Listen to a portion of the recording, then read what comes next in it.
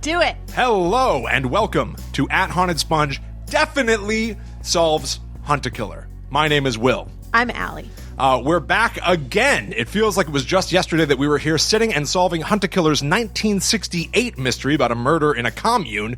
And, well, we didn't want to hold back much longer. Sitting in front of us in the box that was dropped off on our doorstep, it's Hunt-A-Killer 1973. As you can see, I haven't cracked it open at all. If you're familiar with any of my previous videos, then you know that I've done every single Hunt-A-Killer monthly subscription series. What if you were in contact with a serial killer? Could you catch a serial killer on your own? And typically, before I do my videos there, I will open the box, I will see what's inside, I will do some preliminary research. Not this time. This time, we're having a nice, chill, snowy night. I just want to solve a mystery, so we're going to go way in depth. This is Hunt-A-Killer 1973. FLUF. What? A not-so-popular 1970s rock band caught their lucky break in the most unlucky way. They rose to fame after their lead singer, Daryl Fanton, great name. What's his last name? Fanton, F-A-N-T-O-N. Oh, okay. Was brutally murdered. Oh, my God. Police claim to have solved the case, but things just don't add up. Many people speculate that the killer may still be out there. Think you can crack the case once and for all? Mm-hmm. Yeah, I think so, too. I think so. I just want to note that CWS has said in the comments that she wants us to know that she wrote half the song lyrics on the album, which is awesome. Is that actually true? I'm assuming it's true. That is amazing. It's on Facebook. We've got Hunt-A-Killer royalty in the chat right now. Total. CWS, Writers. the host of Behind True Crime, the amazing Hunt-A-Killer podcast, and the author of the Hunt-A-Killer blog, is in the chat, has written lyrics to some songs that we're going to encounter this very evening. That's awesome. I can't wait. So cool. I can't wait. All right. Hopefully they're better than Will's songs. Okay. My songs are also probably really amazing. I can pop it open. Here, watch this. Look how my muscles pop. Wow. Did you even see a single muscle get used there? I think that was a pizza ripple. It may have been. Allie made some delicious homemade pizza tonight. Wow, look at this. Ooh, fancy. Already, this is pretty different from the other Hunt-A-Killer premium offerings. Just like a red glossy box. Or is it upside down? I have heard much, much, much praise for this mystery. Let me... Ah! Careful. Wow. Oh, my God. Oh, it was upside down. Wow. Cool. Look at that. This is pretty crazy, actually. That's awesome. That's going to look really cool in our house. Yeah. This is wild. So it's made to look, I'm guessing, like a FLUF, the 1970s band that we're going to be dealing with. A FLUF collector's item. Right? It looks like Pictionary or like old copies of like Trivial Pursuit or something. It's really cool. It does. It looks like the deluxe edition of a beloved board game. This is actually, in many ways, I love this. I love that this box slides open. This is dang premium. Yeah, this is really crazy. I'm really impressed. Awesome. I'm crazy impressed. Yeah, put that by the record player there. Wow. Okay, can you see it? Very cool. I love the way. So, right off the bat, I want to say. Is there anything else in the box? Like the mailing box? Yeah. Oh, good call. Thank you. This. Oh. The solution envelope for 1973 is in my hands. Warning. Contains spoilers. If this goes anything like our 1968 solving did, I may have to crack this open for at least a hint. Interesting. We shall see. This makes me feel like Hunt-A-Killer, which is, a mystery service. It's a game. This feels like it has really come full circle. This feels like a game box. Yeah, this feels awesome. It feels like an album box, but it also feels like a game box. I am so excited to see what's in this box Yeah, right now. this is cool. So cool. Why don't you... oh, I see memorabilia. Okay. Why don't we do a top level, just show off of stuff, and then we'll go deeper layer into by layer. it. Okay. Obviously, spoilers, by the way. Spoilers. Yeah. Spoilers like crazy. Yeah. Okay. So this is a letter from the GFG. Yep. Gregory F. Graham Auction House. To whom it may concern, this letter will serve as a certificate of authenticity for the following item: 25th anniversary after party album, commemorative reissue from the estate of Bobby Lessman, band manager and close friend of the 1970s rock and roll band FLUF, complete with all items listed below. Please find accompanying this letter one original 1998 copy of the 25th anniversary after party album commemorative reissue, complete with all the original contents. In addition to the original items, the estate of Mr. Lessman has included one copy of the original signed contract between FLUF and Sewer House Records. One piece of original artwork by acclaimed children's author and illustrator Ian Callow, former band photographer and videographer. Enjoy your win and the satisfaction of knowing that all proceeds have been donated to Noah Alexander Memorial Fund per Mr. Lessman's last will and testament, noahsong.org. Oh, so you've got websites, yeah. At the bottom it says auction is eloquence. It has a watermark. Look how freaking cool that is. Wow. So cool. That's really cool. If it reads at all. But does it have a raised stamp? Yeah. It's embossed. Cool. And yeah, and so basically we won this box at auction. I love the way the 1934 mystery box Don't spoil how. I'm not going to spoil. Relax. Okay. Was as if you had like an evidence box that had been sitting on a shelf for 80 years. That was cool. 1968 was a piece of mail that was accidentally delivered to you. It was intended for someone else. Yeah. And this is an item that we won at auction. Very cool sort of excuses for the mystery. Yeah. All right, so now we have this Daryl Fanton Foundation letter, which says, Dear Fan, thank you for purchasing the special 25th anniversary commemorative after-party box, complete with the reissue of FLUF's premiere album. This box is the authoritative commemoration for the ultimate fan, complete with stories behind the music and the making of After Party. The booklet delves into the mysterious death of bassist and founding member Daryl Fanton and the impact of that tragedy on the rest of the band. You also get a look at where the surviving members of the band are today. With this special edition box, you are receiving After Party 25th Anniversary Reissue Vinyl Album. Yes! FLUF Commemorative Booklet. FLUF Band Poster Recreation. FLUF New Exclusive T-Shirt designed by Ian Callow. Janine Fanton Custom Commemorative Drumstick. Daryl Fanton Custom Commemorative Pick. FLUF Case File where you can take a peek inside Daryl Fanton's murder investigation. This is so macabre to be included in like a box of like a commemorative auction box, but at the same time I could totally see this happening now. You really pronounce the R in macabre. Macabre. Macabre. Okay. Like candelabra. Well, no, I wouldn't always say My it that new way. band, Macabre Candelabra.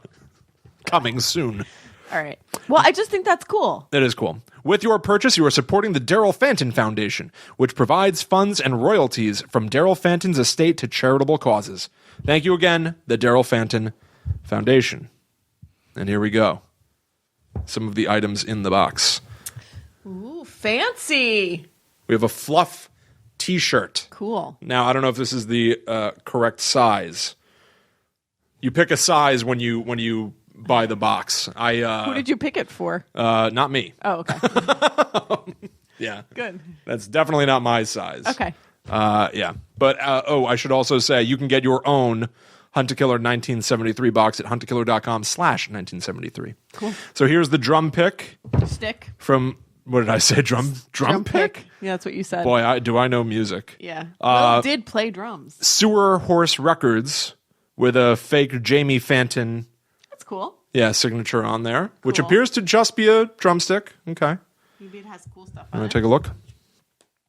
This, I guess, is the FLUF commemorative booklet. Oh, wow.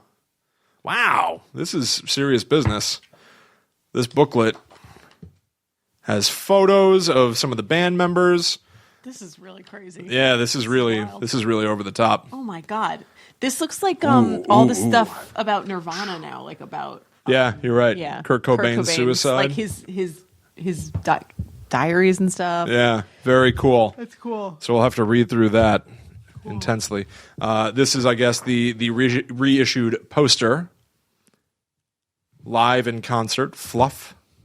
Oh, they're bigger than I thought. I thought there was like only like 3 or 4 people in them. Oh my gosh, I didn't know they played at the Mojo Lounge. Oh my god. Oh my gosh, The that's 7th wild. of November. That's the day after your birthday. That is the honey. day after my birthday. How about that? Oh, And then here it is. Come on. Slide out. Did I drop it or did I catch it? It's behind the chair in my leg. I'll get it. Here, move your leg. No, I got it. Bingo. A guitar pick. Now I can use the word pick. FLUF guitar pick. Nice. Popped out, fell in my lap. All right. Back to trying to wiggle this guy out. Just fits in the box. It is the FLUF album. Boy, That's pretty cool. the dork in me. This is You don't want to shrink wrapped. I know. I don't want to open Well, it. guess what? You're going to here do it? with me. All right. All right. The inside of the box, by the way, is lined with like that sort of felty. Like the spiderweb stuff. Well, yeah, that's to keep the album safe. Hunter Killer doesn't want to risk Oh, it's like velvet something lined. going wrong. And it's lined with Darn, guys, this Halloween is spider so web. cool. I'm not seeing anything else in the box. Maybe we rip out the liner. No. No. Don't ruin it. All right. So it doesn't appear that there are any super secret items under the padding. This girl looks like Andrea. Yeah. Yeah. A girl in the band looks like our friend's girlfriend. Good call. Fascinating. While you finish opening that up, we have a boy. This is familiar. Any Hunter Killer hunter out there is familiar with this. Some sort of constellation card with a couple of owls looking up at the stars, which appear to be filled in at different intervals. See, little one, even the stars have their own language. Oh, they Boy. have a left, top, right. And there are different colors on Yeah, the bands on the tree. things. Bands on the Okay. tree. This is definitely a code or an answer key for something. Okay, so I've opened up the vinyl record, A real vinyl record. and I have to just read this because it was produced by Abraham Dingerson Wow. and Wesley Brooks. Wow. And there's a bunch of numbers and stuff on here, but there's 4 songs on the front, and Los Angeles is spelled wrong, which is fine. Los Angeles. It's fine. Interesting. It's fine. And then there's 4 songs on the back. 3 songs on the back. And I'm really wondering which one CWS wrote. I know. Gotta know. Yeah. Yeah. Okay. We're going to find out. We're going to end up Find out. playing this record, by the way. Yes, we are. That's why we have a record player. Oh, wow. What's going on? All right. The what appear to maybe be the 2 final items. Is there any sort of a booklet in the album, or it's just the It's just the album. disc in the it has sleeve? notes on the back, though. Okay. Okay. Anything of worth pointing out? Yeah. So other than just the list of the name of the songs, which are Keep on Falling, After Party, Deal with the Devil, Supernova Sleaze, Snow Queen, Bad Dog, and The Best Show on Earth, as well as the names of the members of the band, including Sally Lowe, Daryl Fanton, Will Fox, Courtney Ullman, Janine Fanton, John Bjorn Enke. They were managed by Bobby Lessman, produced by FLUF with Abraham Dingerson and Wesley Brooks. And then at the bottom it says, special thanks to all our families, Chris and Lex, Tom, Barb, Scrambled Eggs, The Strip, King Julio, Gravity, The Circus, Dr. Croy, Papa Baby, Ding and Wes, Chelsea, Bobby, Lucy Finch. Okay. Uncle Matthew, Pelicans, L.A. Winters, Jack and Jim and Evan, Chuck, Lewis, Chelsea, Kevin, Lydia, Marianne, John, Birch, Heather, Toilet Paper, Hot Water, and Serendipity. Thanks to Chelsea. That's interesting. Twice. CWS says Or that two different Chelseas. Snow Queen, Best Show on Earth, Bad Dog, Deal with the Devil are hers. Hey! I'm familiar with Bad Dog. That's so awesome. I'm already familiar with we Bad know Dog. Bad Dog. We know, Yeah. we know Bad Dog. Okay, final 2 items here. Cool. We have the Sewer Horse Records exclusive recording agreement. Strange. You know what? I'll read this in a second. I want to just say what the final item is before we do, because once we start actively solving, this is going to get real intense. So I'll just show you the final items that are in the box. We have the Daryl Fanton homicide case file, November 8, 1973. What did we just read that was November 7? We just read The it. concert poster. The was concert November poster? 7th. Oh my gosh, did he die one day after? Did he die one day after that concert? Damn, son. Welcome to the case. The death of Daryl Fanton is mysterious. Please enjoy this novelty case file that uses information from real police documents. Have fun with your exclusive inside look at the investigation. And it's got this funny clip art detective man, clip art crime scene with a chalk outline of a body and some police tape. This is pretty funny. There's a and level of awesome. like goofiness to this that I have not seen in previous Hunt-A-Killer boxes. Well, what I like about this is that it's not professing to be the actual case file. It's like, here guys, here's a version of the case file that we've sanitized for your pleasure. Yeah. And like dive in. Yeah. But then there might actually be some real stuff in here. Absolutely. Oh my God. There's murder search. There's a murder word search That's awesome. and a crime scene maze. Follow the killer's footsteps. Wow. That's awesome. Wow. I'm yawning. Start at the bathroom door, make your way to the victim, make your getaway to the end, don't step in the blood. That's awesome. We're going to have to do those, Oh yeah. Okay. Yeah, absolutely. This is amazing. Awesome. Okay, where do we start? Should you read this? Should I read the Maybe not. Okay. I don't know. So here we go. We're going into heavy solving mode here, ladies and gentlemen. So I'm literally going to read this document right now. And I do also want to say that if you enjoy this, you might enjoy some of the other videos that I've done. I've done videos for every Hunt-A-Killer box, as I already said. I also host a horror podcast called Guide to the Unknown. Comes out every Friday. You can find it at talkbomb.com. That's TALKBOMB. That's my little company. .com. You can get it on Apple Podcasts, Stitcher. We have a video show on YouTube. Check it out. I have a new episode of it coming out at midnight. So that's just if anybody is interested in more from us who may not have the detective chops to deal with the data dump we're about to do. And I knit things, so you can either be related to me or be one of my absolute best friends, and I'll knit you something. She might make you a sweater. It is go. true. Okay, so here we go. Sewer Horse Records exclusive recording agreement. On this 31st day of October 1972, Daryl Fanton of FLUF. What does DBA mean? Doing business as. Doing business as FLUF, from here on known as Artist, and Sewer Horse Records LLC, from here on known as Label, agree to the following terms as part of this exclusive recording agreement. 1. Artist agrees to record exclusively for the label under the conditions outlined in this recording agreement. Any adjustments and or changes in this agreement shall be made solely between the label and the artist. 2. Artist agrees to record exclusively for the label for the duration of an initial 2-year term and 1 option year. This agreement shall be exercised by the conditions outlined further in this contract. 3A. The initial term shall begin on November 1st, 1972, shall end on October 31st, 1974. So I guess this is if he died on November 8th, 1974. He died just barely a week after... No, he died on November 8th, 1973. Oh, really? Why did I think 74? Whatever. Because you're dumb? So he died a year before. Yeah. The option year, if all obligations agreed to by both artist and label on this contract are met, shall begin on November 1st, 1974, shall end on October 31st, 1975. 3B, during the initial 2-year term, artist will record and complete 2 normal album-length masters. During the optional 1-year term, artist will record and complete 1 normal album-length master. Label agrees to provide artists with the following recoupable advances per term. We'll give $8,000 advance in year 1, then $9,000 advance year 2, then a $12,000 advance year 3, whatever. In the optional extra term. Yeah, sure. Sales royalties will be paid to the artist based on percentages of standard retail price. Okay. For the initial sales royalties, 5%. I want to find one thing that seems like a reference to a murder, right? Artist maintains its rights. None of them are going to be murders. This is all going to be, I feel like this is the motive. It's something about the money? Yeah. Because it happens so close to the end of the term. Within a year of the end of the term. Within the year. Well, right after year 1 wrapped. Which means they needed something to do with the first year. That's what I'm guessing. Artist maintains its right to perform live at venues within the continental United States and beyond in perpetuity. Will receive 90% of all sales ticket revenue. The label will receive 10%. Payments will be made in good faith by the artist to the label. That might be important. Oh, Maybe you didn't pay the label properly. So they murdered him. Well, I don't know. Somebody who stands to make money off of FLUF being big. Although the marketing from Hunt-A-Killer says that FLUF was little known and only got famous based on the murder. Oh. Right? So bear that in mind, too.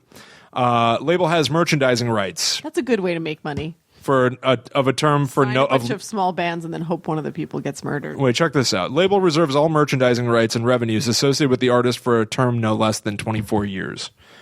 1973 1995. No, 1997 would be when that was up. I thought it would be funny if that was a weird reference to it being like, yeah, they made this merch and it comes out today or something. Label reserves its right. I thought 24 years meant that it started in 1973. I don't want to talk about this anymore. This is a dead issue. As dead as Daryl Fanton. Daryl Fanton was dead to begin with. Okay. Label reserves its right to from? Christmas Carol. Oh, okay. Muppet Christmas Carol. Perfect. Which is the only version. They reserve their right to all music recorded by the artist under this exclusive recording agreement for 24 years. 12% of artist payments will be delivered directly to the artist's management, Bobby Lessman. 12% go directly to the management, payments. Bobby Lessman.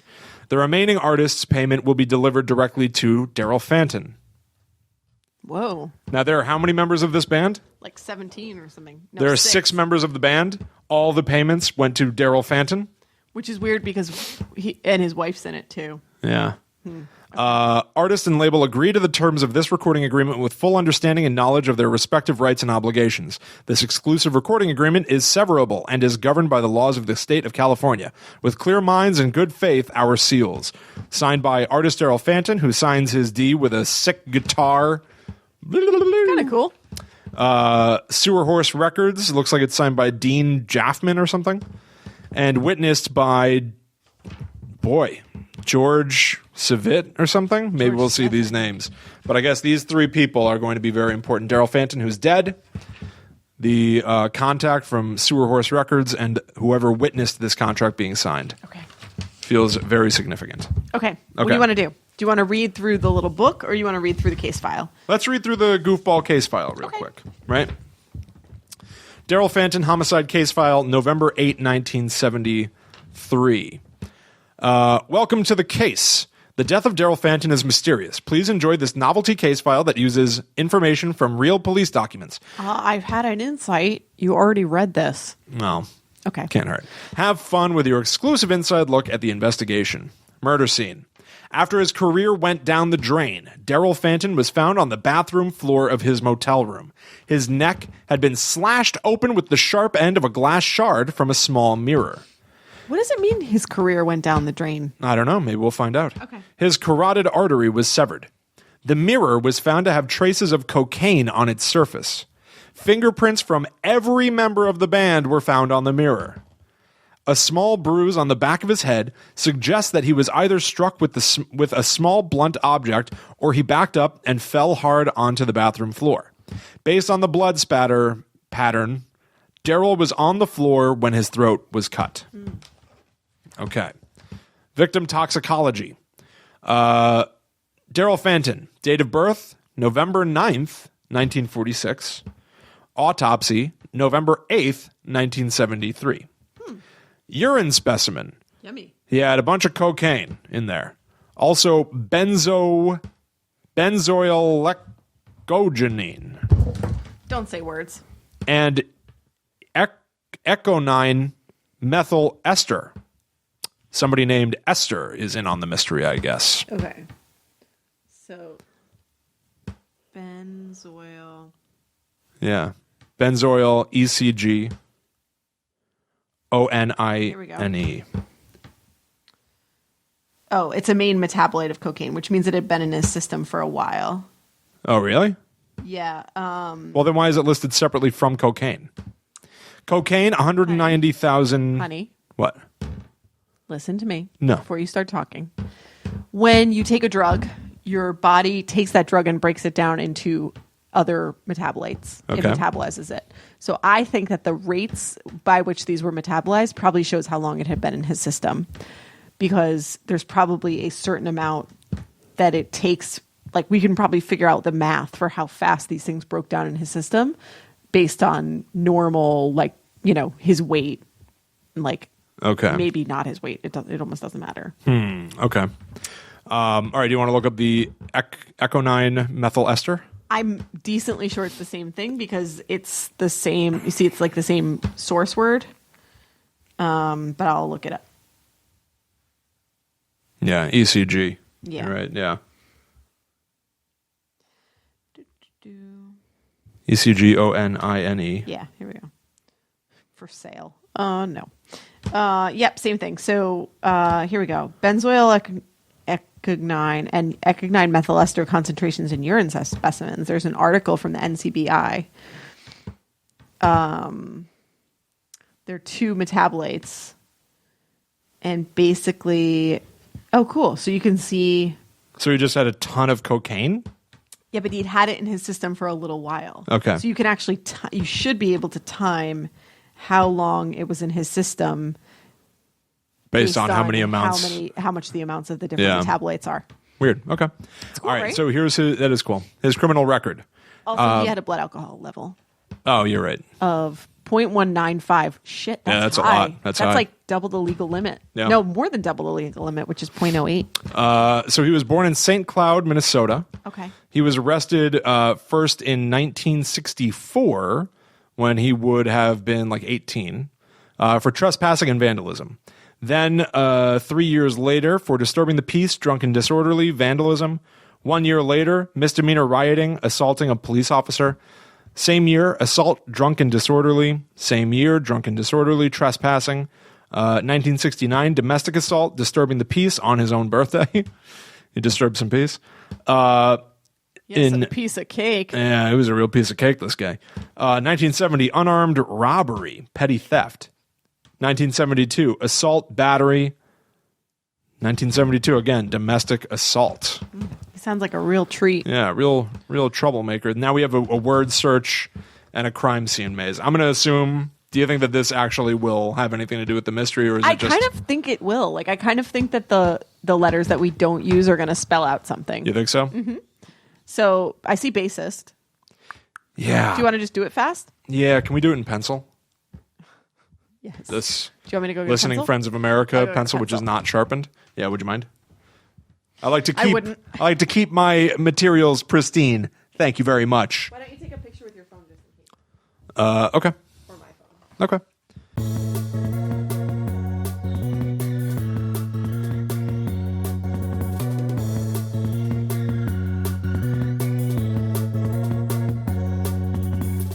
Bam.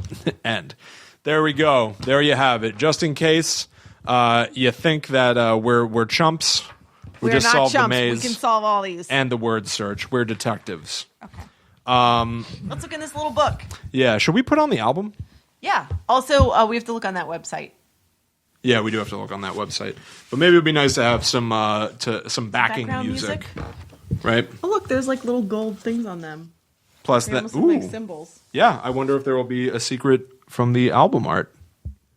You're right. That's very cool. Good catch. You're a good catch. Yeah, all right. Start reading that thing. I'm going to put some music on, I think. Some information in this booklet was gathered from unpublished articles by Rock Rising reporter Paula Jenkins. The articles were originally scheduled to appear in September 1973 and March 1993, but never went to print, used with permission. Members of the band were consulted where applicable and when available. So, forming the band. Boop. Oh my God, there's a lot. Okay, so like the story of how they formed. Janine and Daryl are not husband and wife. They are brother and sister. And their parents died when she was little, and her brother became her legal guardian.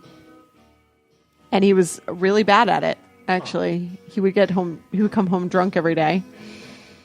So then he met Sally Lowe, who was cool and in charge, and then they started the band. None of them knew how to play instruments, but that didn't stop them. So then they picked up Janine as a drummer. They needed another guitarist. They put out an ad in the paper, and Courtney Ullman showed up. I can't listen to this music at the same time that I read. Sorry. No? Because it's words. You can turn it down. That works. That's better. Thank you. Sorry. Okay. So they went to LA. They were going to play clubs. Their last show in St. Cloud, Daryl proposed to Sally on stage and the couple got engaged. Whoa. Okay. They stopped in Vegas to have some fun and play a show off the strip. They met a local kid. He also played guitar. They brought him into the band.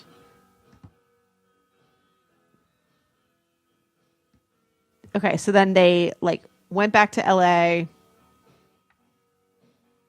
and they fueled what eventually became this album. Then they went to the Mojo Lounge. Here. The Mojo Lounge served as the setting for the rite of passage for many hopeful bands. With a top-tier sound system, cheap drinks, and relaxed policy concerning controlled substances, a show at the Mojo was as much a party as anything else. The loose atmosphere was purposeful. The Mojo was intended to be a place where everyone felt welcome and comfortable, in the hopes of facilitating the most authentic and inspired musical performances in the area.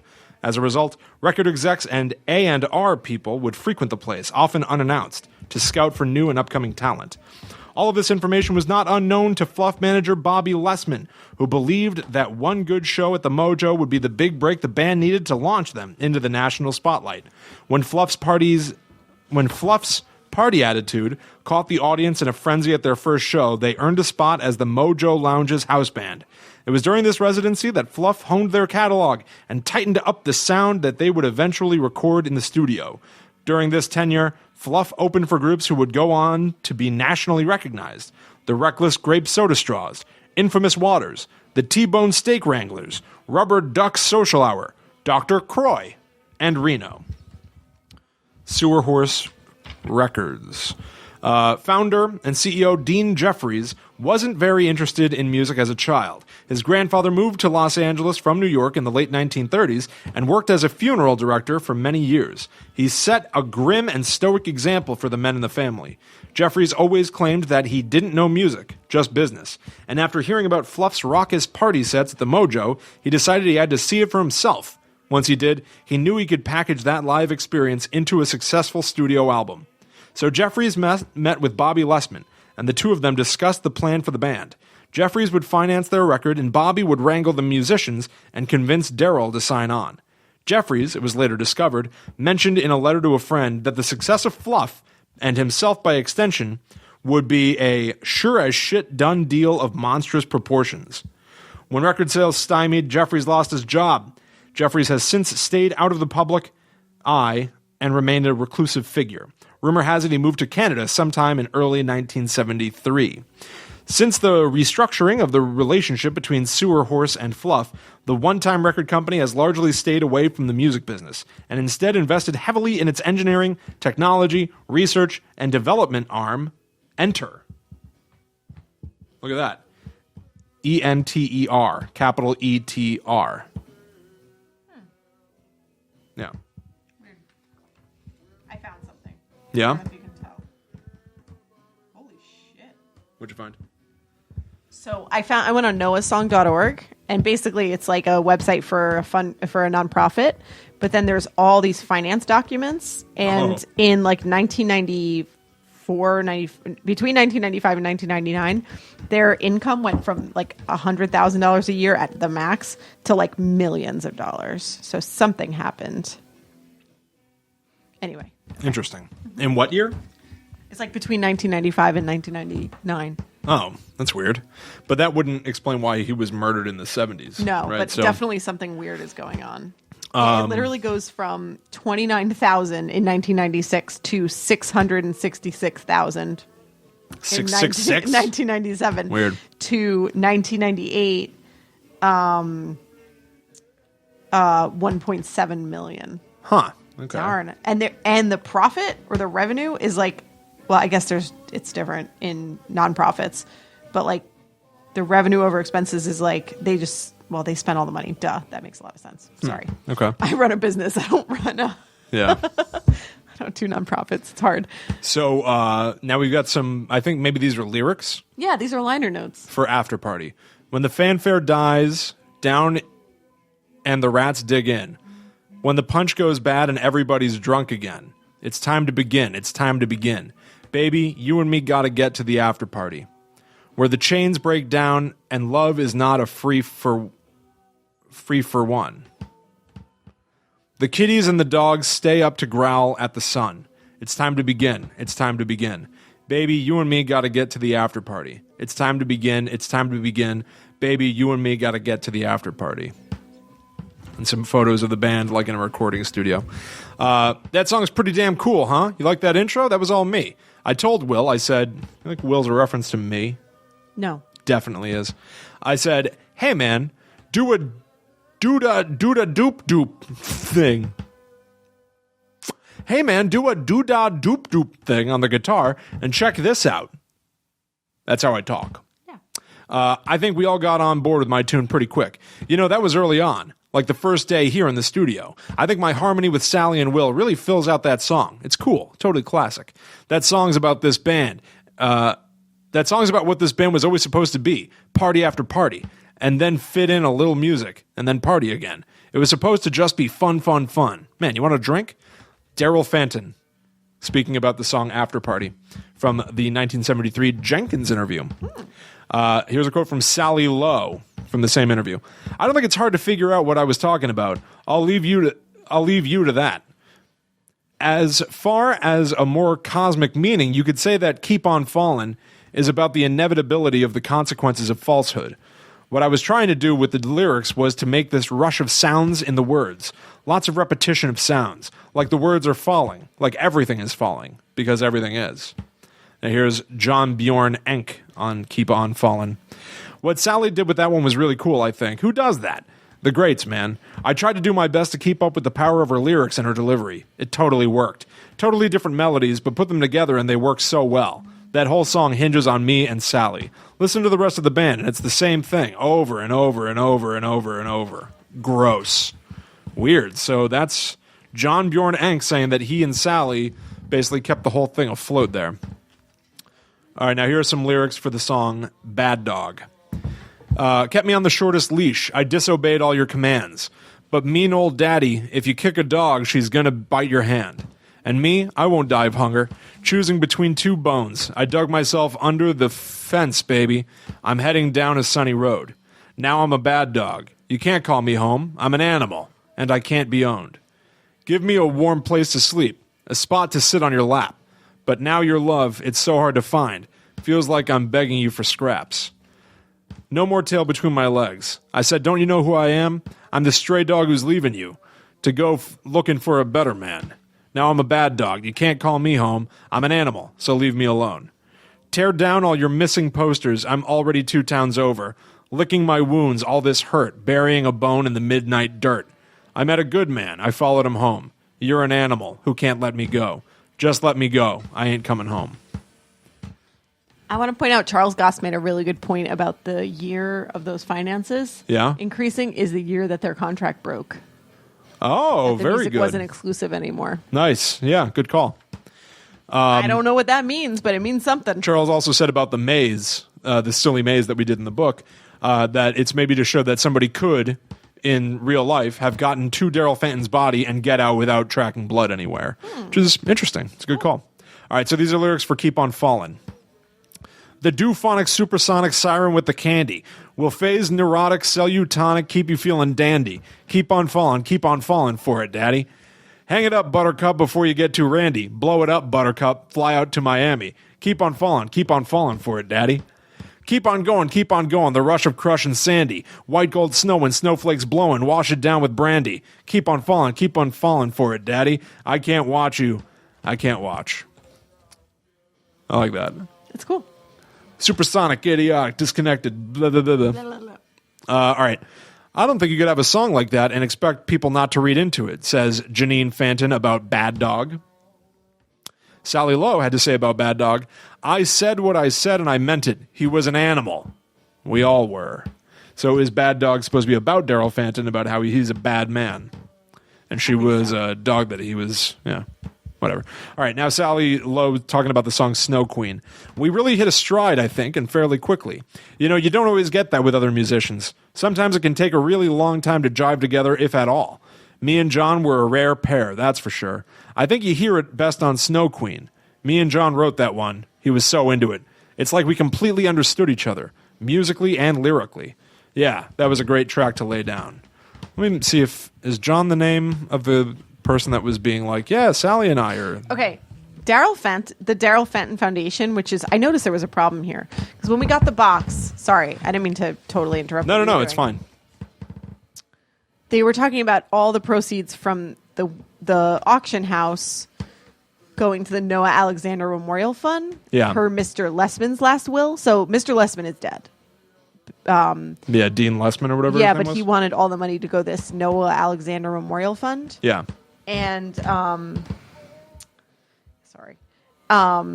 and then in here it says, "Dear fan, thanks for buying this 25th anniversary commemorative after party box." So 25th anniversary, I feel like, is important because this is 24 years, the term of this record.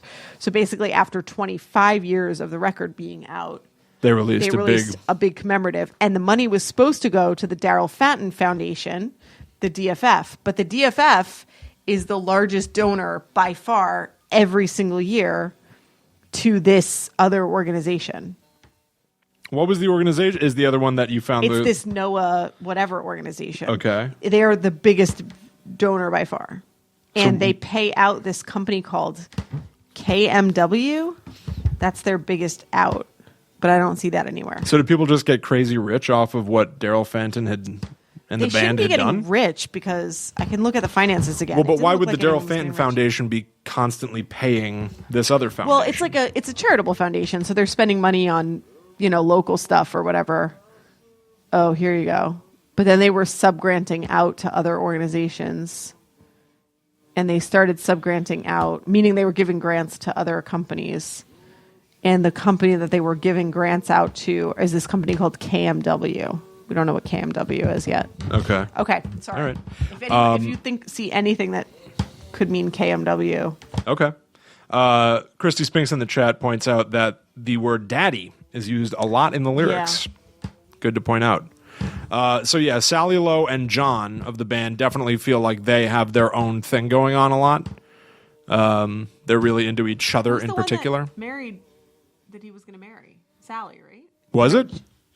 Janine's his sister. Okay.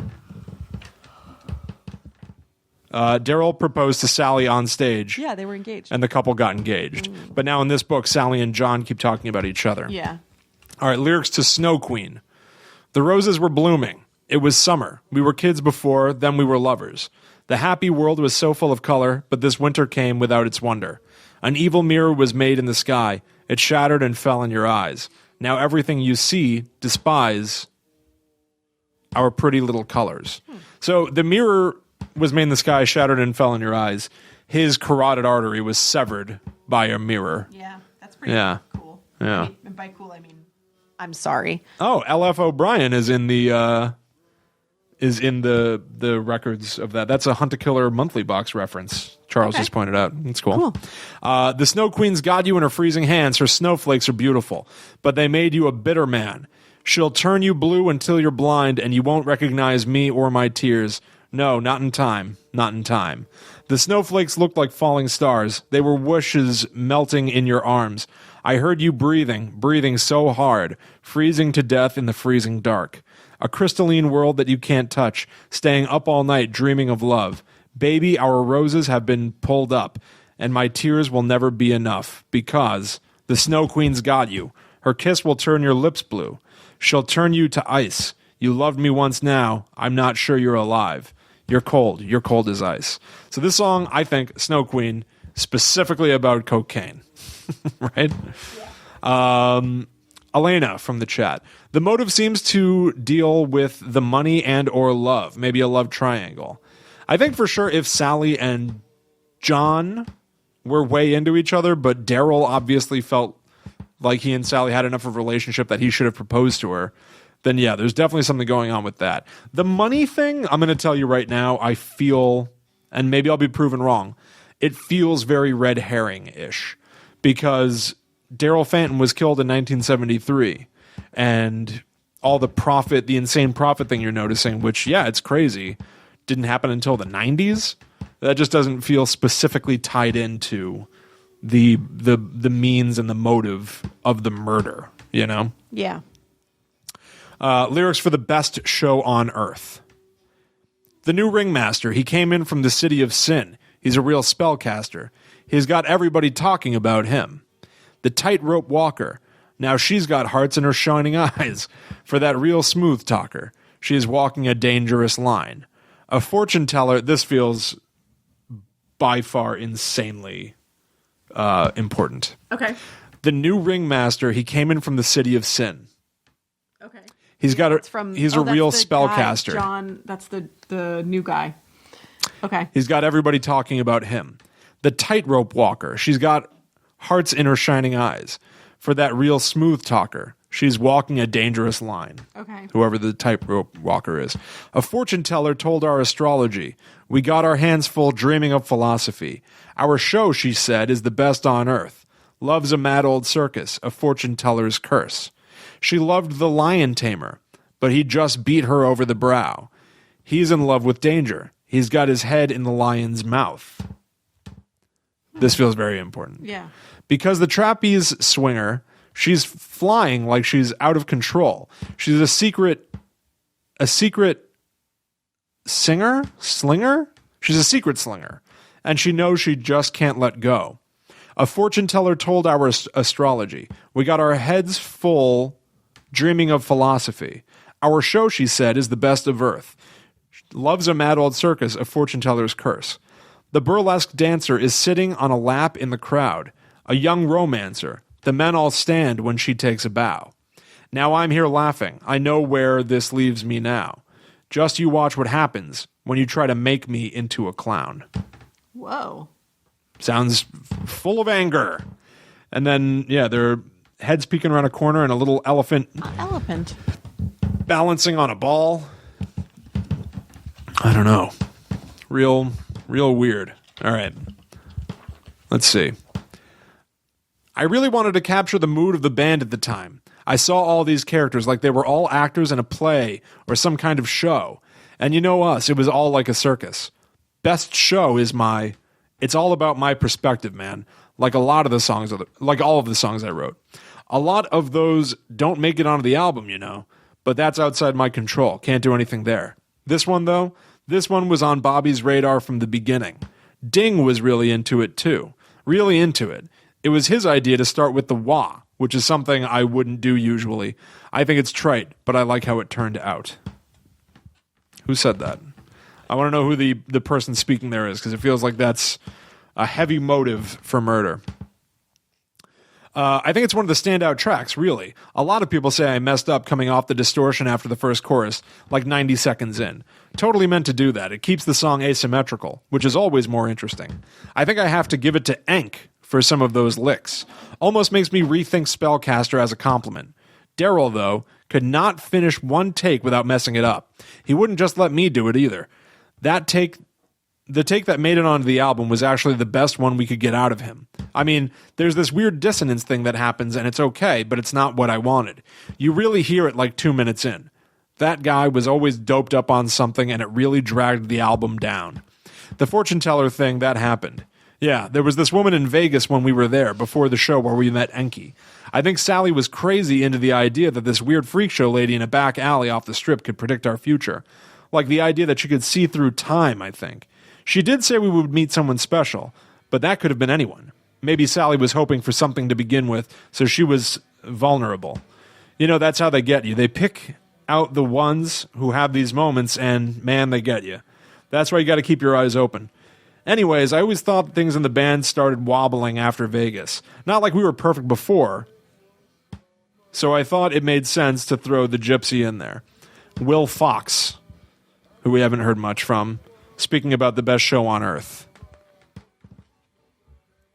All right. Deal with the devil. Here are the lyrics.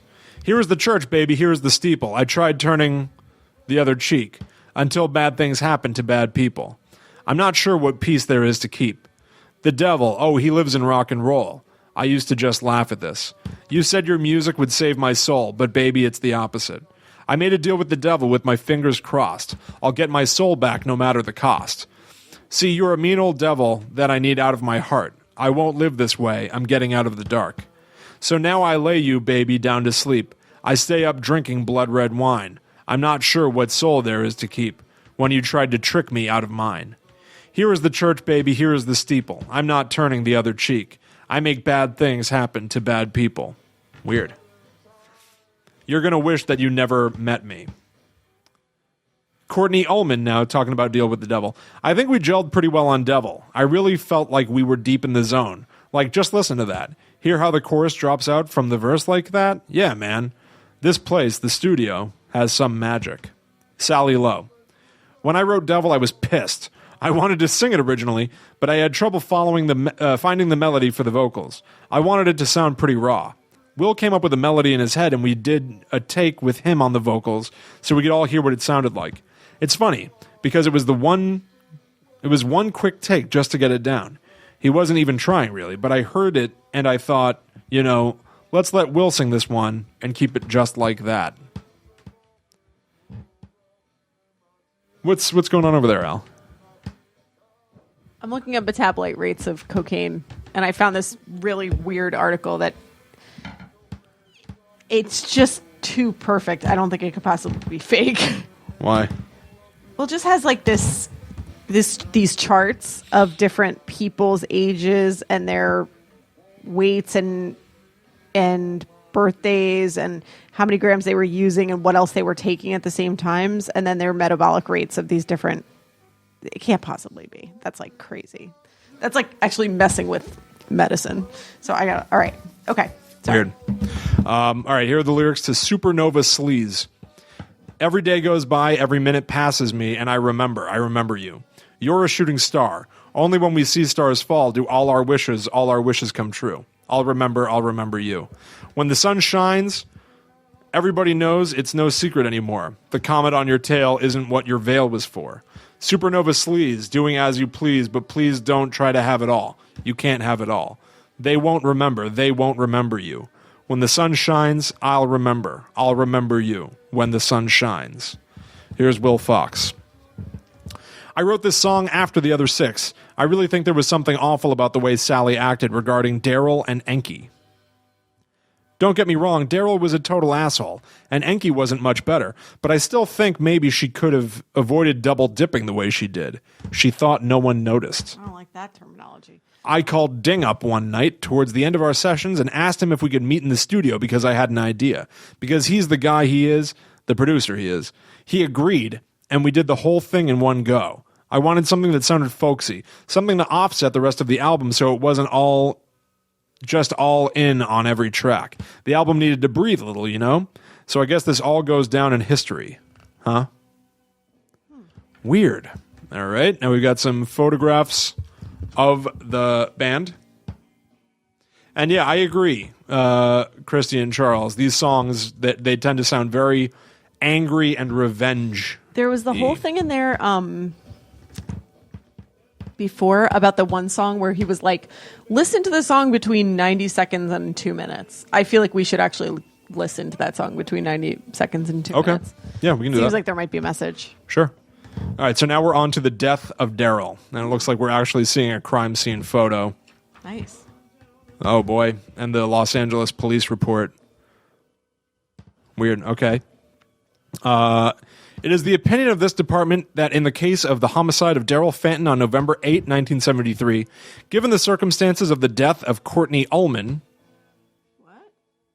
a lack of evidence against any other person of interest, and given the relationship between Ms. Ullman and the victim, and the similar tendencies to engage in drug abuse, it is the most likely conclusion that Miss Ullman did in fact commit the crime. Without a living suspect to charge with a crime, and with no evidence in the case, this investigation is now considered closed. Brian Tottenglen, spokesman, LAPD Media Relations. So, Courtney Ullman also died? Wasn't she one of the band members? I think so. Yeah. Do we have that written out somewhere? It's in the front of that. Or no, it's on the back of here. Hold on. I got it. I got it. Okay. Yeah, Courtney Ullman played keyboards. So she died too, and they're saying that, I guess... They assume that she did it because she died. I guess they kind of killed each other. No, she probably killed herself. Oh, but you mean like the memory of him? Yeah, I guess. This is weird. So she showed up because they put an ad in the paper for a keyboard player. Okay. So it's not like she was there from the beginning. She did the band posters, it said. So they closed the case by pinning the murder on a dead woman. Yeah, I guess that's what they're saying. Daryl was found by police on the bathroom floor in his motel room.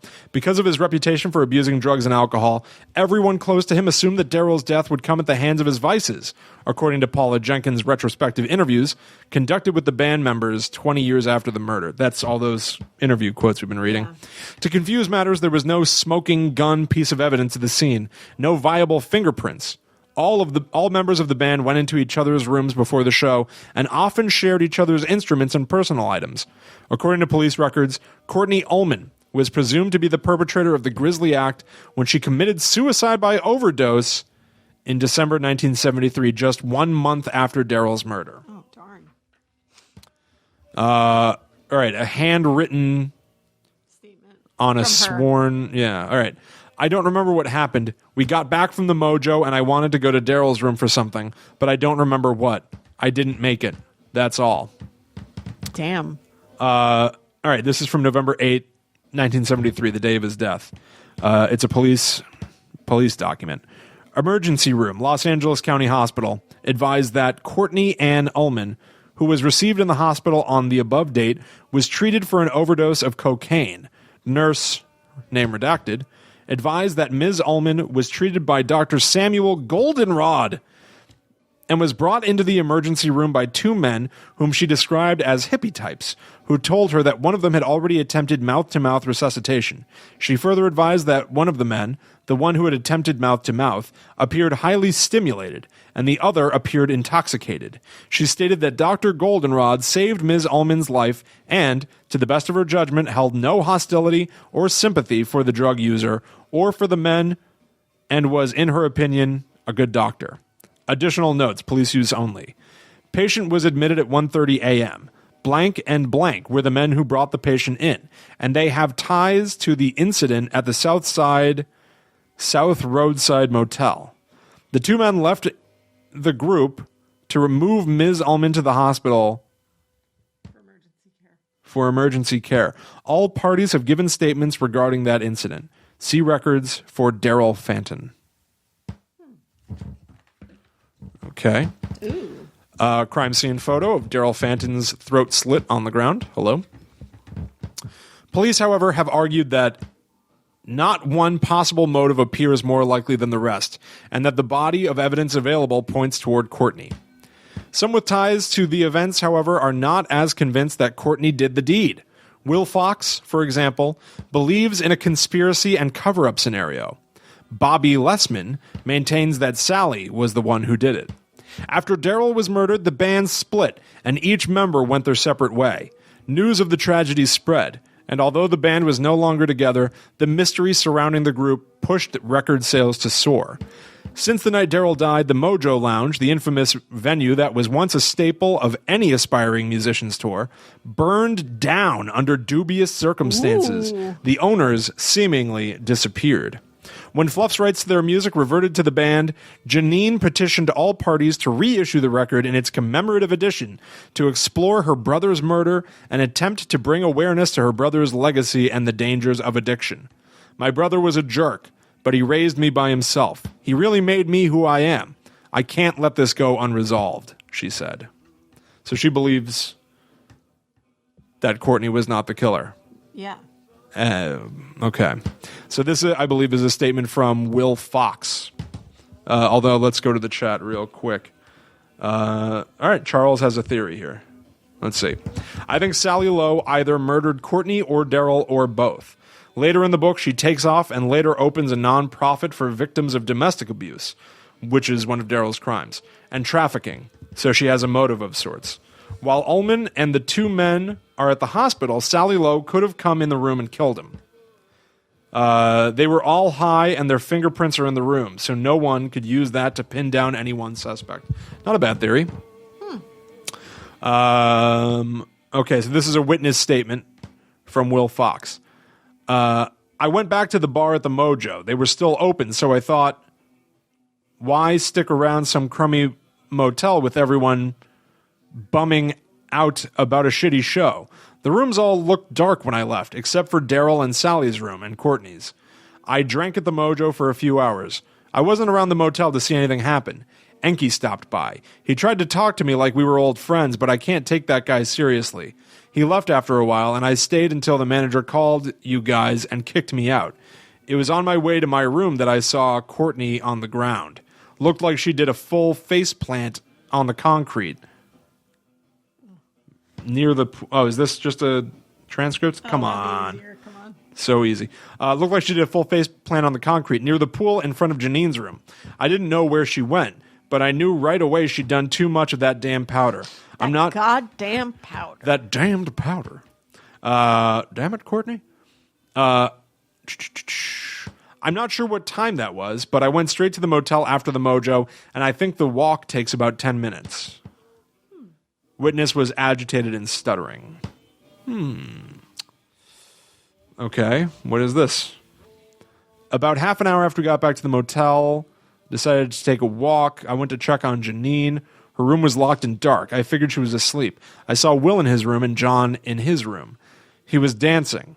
I stopped by the pool for a minute, but when I saw Courtney walk out of her room, I left the place. I couldn't look at her. I felt bad about that. I don't think she saw me. Sally? Yeah. This is Sally's statement. Bobby and Ian took the van. Okay. All right. Ian Callow said this. Bobby and I were in our room watching TV all night. We were all tired. I didn't see anything or hear anything over the TV. We left the mojo right after the show. We packed up quickly and got out of there by 8:30.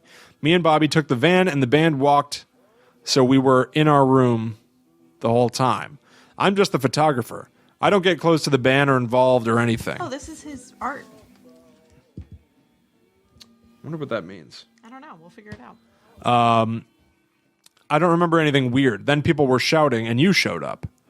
Witness was alert but visibly shaken. He appeared uncomfortable but was cooperative. Janine Fanton, sister of the deceased. I was asleep the whole time. I heard Daryl and Sally fighting in their room after the show. Sally knocked on my door later, but I didn't answer. I wanted to be asleep. I wanted to go home. Witness was upset and cried often. Bobby Lessman's statement. I didn't see what happened. I was in my room with Ian all night. Which Ian says he was with Bobby all night. I left once to check on Janine to make sure she was okay. That was around midnight. She was asleep. After that, I went back to my room and Ian was there and we watched some TV before going to sleep. Then I heard Will shouting outside. At first I thought it was just Will being Will. But then I heard Janine shouting too. So that's why I came out to see what was the matter. It seems to get cut off. Witness appeared drowsy and flushed at the scene during the interview. I wonder if it makes sense to compare and contrast the transcripts against the statements to see if there's anything left out. I don't know. All right, this is John Bjorn Enke's statement. I went with Will back to the club after the show. He tends to get sensitive about his playing. Anyways, I followed him back to the club, but then he wasn't in the mood to talk, so I tried to make him feel a little better, but he wouldn't have it, so I left him there. Anyway, I ended up walking around by myself. I'm still the new guy. Anyway, I wasn't even around at the motel at the time. I was somewhere between Washington and Haystack or something like that. Hawthorne, maybe? Like I said, Will saw me at the club. Witness was very cooperative and collected, though he smelled like gin. And now Will Fox again, I guess. Weird. I went back to the bar at the Mojo. They were still open, so I thought, why stick around some crummy motel? Is this a complete repeat? Repeat. Yep. Witness was agitated and stuttering. Mm-hmm. Is that an accident, or? I think it's the same one. Yeah, it looks like the same statement twice. Cool. Okay.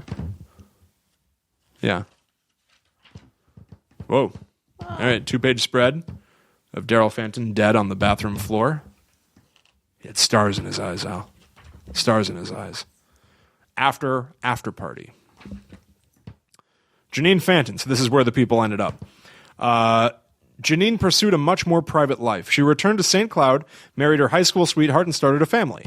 She now owns a small business providing musical instruments to young school children. She considers herself very successful and now lives in an upscale neighborhood outside Minneapolis. Music was an important part of my life, of my coming of age, she said in her 1993 Jenkins interview, which was conducted over the phone. I'm happy that I can have that that I can offer that to today's kids so that they can have a creative outlet like I did.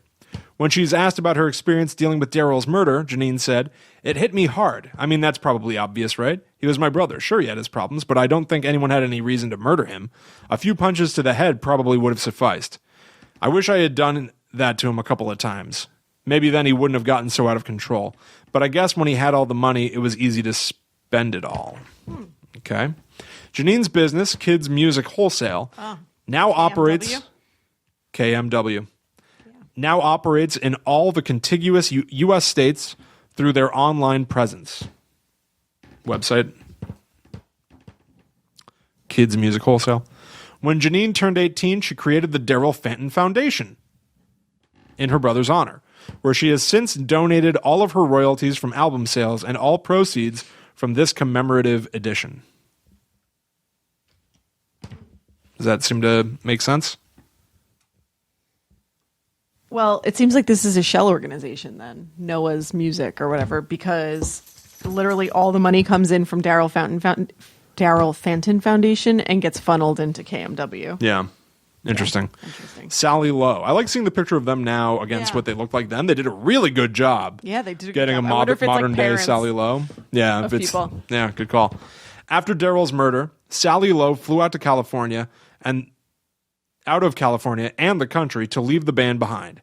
During the rest of the 70s, she backpacked through Europe, working odd jobs in small restaurants. She currently lives in London and operates a small nonprofit organization that aids victims of domestic abuse and works to end human trafficking, like Charles said. She has an adopted son, John, who is attending the Berklee College of Music in Boston. She has said in interviews that she does not worry about her son being in the music industry. So she named her son after the guy from the band. Yeah. That John man. Mm-hmm. Okay. I think it's a different thing than it used to be, the music business. He's in a crowd full of people who really love music in a deep way. He's passionate about his art, not his parties. I think John's going to be just fine. I've only told him a few of the stories from the road, mostly cautionary stuff. He's learned a lot from me. Sally has, for the most part, moved past her life with FLUF and avoids discussing it on the record. In her 1993 interview, Sally refused to discuss the band and insisted the conversation focus on her life after music. "I'm sorry, but it's just that it was a very dark time in my life. I've said everything about it I care to say. I think the point here is really what we're doing now. That's the important stuff. We can waste the days away talking about the past, or we can focus on doing good things now. I'd much rather be doing good things than nothing at all. Wouldn't you?" Sally is currently working on a memoir reflecting on her experience in Europe. She hopes it will be out sometime in 1999. So I wonder if we can find that out too. If 18 years ago, 19 now, if she released a memoir. Okay. Bobby Lessman. Hello, Baba. Baba. With the murder of his best friend, Bobby had no choice but to move on after FLUF. He decided to resettle in New Mexico, where he attended business school. After his graduation in 1977, he began selling advertising space for a now defunct local newspaper. He moved from selling ads to selling the paper they were printed on, and in 1983 became regional manager of an Albuquerque paper supply company, Dunder Mifflin. Stop. He has worked there steadily for over 15 years. He prides himself on maintaining customers through quality salesmanship and establishing lasting, friendly business relationships. He has been vocal at times. He died, though. He died before we got this book. Yeah, I guess so. Okay. Anyway, sorry. He has been vocal at times regarding Daryl's death. He believes that Daryl's tumultuous relationship with Sally played a large role. They were often fighting over little things, he later recalled in the Jenkins interview, and it was hard to be around them sometimes. But, they would have it out, and then one of them would storm off, and a day later you'd see them together again. It was brutal, but, emotionally, I'm sure. Back and forth and up and down. I've never seen two people rip each other apart like that. Bobby has also set new goals for himself in his post-rock life. I really want to give back. Now that I'm settled, I'm going to focus on how I can make some good things happen. I know what I want to do. I just need to find the courage to act. It's not easy, but I'm tired of having to answer to other people, Corporate life, that's all it is. I'm going to be my own man and make a difference. Will Fox. After Daryl's murder, Will became obsessed with discovering the truth of what happened. According to his statements in the Jenkins interview, he did not believe that the police were operating within our best interests. They were either incompetent or someone paid them off. Will began concocting conspiracy theories involving Sewer House Records and various members of the band. In recent years, Will has gained a certain cult icon status as a purveyor of conspiracy and enlightenment. He spends much of his time looking at information he claims to be incomplete. He has compiled his findings into his website, www.watchfulwill.com, where he has illuminated several conspiracies, all of which he believes to be possible. Most prominently displayed among those theories are all of those related to Daryl Fanton's murder. Oh, boy. Oh, no. Look. Oh, it's awesome. It's like totally chemtrails. It's crazy looking. It's so good. Those execs, man, they knew what they were doing with us. We were all pigeons in the square, he said in the Jenkins interview. They moved and we scattered. I don't know how everyone else is handling it. I think I owe it to all of us, Sally and Janine, Daryl and Courtney especially, hell, even Enki, to get the truth of what happened. You know, I've given up my music for this, but some things are too important to ignore. What's really going on out there? That's what I need to know. That's what we all need to know. In 1997, Will Fox was admitted to a mental health institution near his home. He's reportedly doing well. John B. Enke, namesake of Sally's child. Okay. All right. I know. Let's finish this because I got stuff going on these websites. Do you really? Yeah. All right.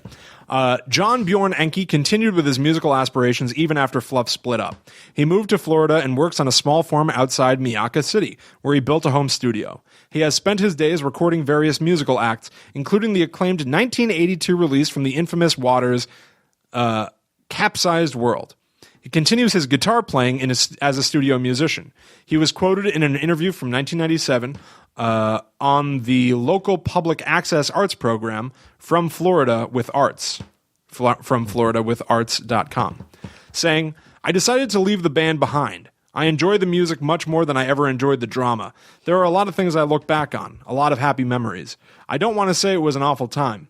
Anyways, I was very fortunate to get the opportunity to play with those guys. I think we came pretty close to really making it. But I just don't know if I would have survived. Anyways, this place is better. I get to play with my rabbits and play music, and no one bothers me out here unless I invite them to. In addition to the Angora rabbits on his ranch, John Bjorn raises a small herd of goats for making cheese. He also raises chickens and a few sheep. He sells cheese, eggs, and wool at farmers markets in the area. In 1992, one of his rabbits won a prize at the Florida State Fair in Tampa. Some sick John Bjorn Enke photos. Do people typically abbreviate photographs? No. Ian Callow, the They photographer. call them snaps or pics. After FLUF's Star-Crossed tour, Ian Callow pursued his artistic passions as a children's book author and illustrator. He won the Caldecott Medal for his book Show Me the Sky.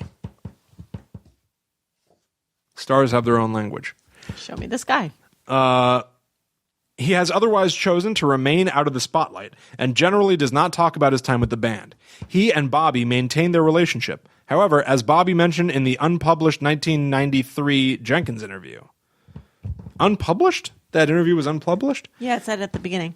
He's a great guy, Ian, still one of my best friends. We don't see each other as much, but when we do, it's like no time has passed. It's like FLUF never happened. Uh-oh. Ian attended the University of Nevada, Las Vegas, and now lives in Bozeman, Montana, with his wife Cindy and their 3 daughters, Amy, Lindsay, and Leanne. Show Me the Sky was dedicated, quote, to that crazy summer before the fall, when we changed us, one and all. It's funny that he says it's like FLUF never happened. It feels like being like, I can't believe things are so good. It's as if the murder never happened. It's as if we got away with it. Courtney Ullman. When FLUF disbanded, Courtney, like the other members, found herself alone for the first time in a long time. Without any real assistance available to help her with her addictions, Courtney overdosed on cocaine, suffered a heart attack, and died from respiratory failure. Her death was ruled a suicide. To this day, Courtney's story serves as a reminder of the dangers of addiction, the importance of loved ones, and the need for quality rehabilitation services. This is my key moment, the exact time when I must go, because life is a repeating cycle. I'm guessing that is a quote of her own. Oh my God, this website is great. Wow. And that's it. That's the final quote of the book. This is my key moment, the exact time when I must go, because life is a repeating circle. So here's something I discovered. The story of FLUF. That is the beginning of her suicide note. Oh, that's the first line of her suicide note? So her suicide note is up on the website. On which website? On watchfulwill.com. This is my key moment, the exact time when I must go because life is a repeating cycle. And then all of a sudden there's a code. Do you mind? I need to go grab some water. I just read that full book out loud. Yeah. And my throat hurts. I would have read, but okay. Al, I don't need this. I need water. All right, I'll be right back. Okay, bye. Do you want me to keep talking? Yeah. Oh, okay. Sorry. So her suicide note is here. Basically, what he wrote is Courtney's suicide note. This is something that no one wants to talk about, but the piece that everyone sees is only the beginning. No one understands the rest of it because they just don't want to look deeper or they just aren't smart enough to see it. There's a hidden message there, and I think Sewer Horse knows and wants it under wraps. Good thing for us, I have a multitude of ways to get what I want. Here is a picture of Courtney's suicide note in full. This is the key moment, the exact time when I must go because life is a repeating cycle. And then it says, siren with the candy. And then a bunch of nonsense. Baby, you and me, nonsense. Bad things happen, nonsense. Every day goes by, nonsense. A crystalline world, nonsense. I dug myself under, nonsense. This all leaves me now. When you're saying nonsense, what do you mean? It's literally like K space HLFR comma W space MMON space EQASQG period. All right, I'm going to throw something out there. Yeah. This box goes beyond the box for the first time ever in a Hunt a Killer Premium story. Do we want to jump into the little home studio here so that we can look at the websites on the screen and show them to people as well? If you want to. Do you still have Mojo for tonight? Yeah. Because we can always do this to a part 2 now. I feel like now this box is much bigger than any of the previous premium boxes. Yeah. I think that maybe this part of it has come to a close. This is our... So we basically just did an unboxing. Essentially, yeah. Fine. Okay. Which, yeah. But like it's also, we just did this sort of like, look at everything in front of us. Yeah. And maybe next time, now that we know the websites, we know the book, we know the overarching story, that's when we can do our deep dive. What do you think? That's fine. Yeah? Yeah, I'm sleepy. Yeah. I feel like this is going to... I only say it because I can sense that 1973 is gigantic. Yeah. I can tell. So how can they? How can everyone make sure that they find the part 2? When do you want to do it? What are we doing tomorrow night? What's today? Today's Thursday. Tomorrow's Friday? Tomorrow's Friday. Do we have anything? Make sure. I don't think we do. No, I just have something going on Saturday. But What do you think? You want to do that? yeah, let's do it tomorrow night. Little Friday night mystery date? Yeah, sure. All right. Ladies and gentlemen, we are going to come back tomorrow night. Let's call it 8 p.m. Eastern. Okay. Yeah? 8 p.m. Eastern, Allie and I are going to return. Late. Too But okay, late? that's fine. No, that's fine. You want to say 7? Let's that do feels 7. too early. Sorry. Really? All right, 7:30? Let's do 7:30. Okay, let's do We'll split the 7:30. difference. 7:30 Eastern. Allie and I are going to return, and we're going to be able to dig into all of the websites that evidently are involved in 1973. I did not anticipate that, not in the least. Yeah, it's a lot. This is going to be huge. So this is the story of FLUF laid out before us. How will we make sense of it? What does it all mean? Tune in tomorrow night. Tomorrow night. Same channel, 7:30 p.m. Eastern. Yeah. Until then, thank you all so much for watching, for hanging out with us, for being along for the ride as we discover the story of FLUF and the murder of Daryl Fanton. Next time, we will find out who his murderer was. If you want to keep up with everything that I do, follow at Haunted Sponge on Twitter, Instagram, like the Facebook page, which is what you are watching right now. Tune into my horror comedy podcast, Guide to the Unknown, which I host with my sister Kristen. Every week we sit down and talk about monsters. I literally have a show coming out in 3 hours. I have a brand new episode of that show coming out. It will hit Apple Podcasts, Stitcher, YouTube, basically everywhere podcasts are available. You can find everything at talkbomb.com/GTTU pod. It's a funny show. It's a good time. It's all about horror and mystery and mayhem. Thank you all for tuning in. We had a great time. Thank you, Allie. Thanks, Will. I'll see you, not right here, in the other room tomorrow night. Okay. When we finally crack this case Hopefully for good. I see you before then, too. No, you will not see me once I say goodbye until tomorrow night. Okay. All right. See you guys in the future. Until then, happy hunting.